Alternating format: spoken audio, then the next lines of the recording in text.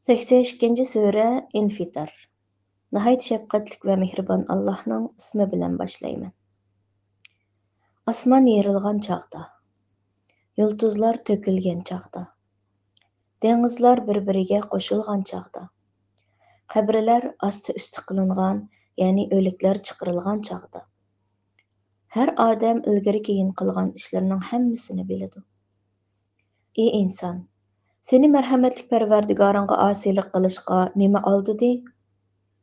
O seni yaratdi. A'zolaringni bejirim, qomatingni tuz qildi. Seni o xohlagan shaklda qorashtirdi. Hergiz undaq qilmanglar. Ya'ni Allohning karamiga mag'rur bo'lmanglar. Ey Makka kuffarlari, balki sizlar dinni inkor qilasizlar. Halbuki sizlarning ustinglarda sizlarni ko'zitib turg'uchi farishtalar bor. Ular Allohning dargohida hurmatli farishtalar bo'lib, sizlarning so'zlaringlarni va amallaringlarni yezib turadi. Ular qilmishinglarni bilib turadi.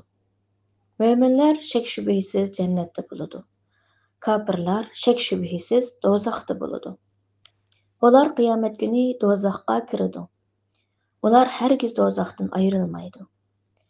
Qiyomat kunining dahshatlikligini, qandoqligini qandoq bilalaysan? O kunda bir odamning yana bir odamga yordam berish qo'lidan kelmaydi. O kunda hukm Allohga xosdir.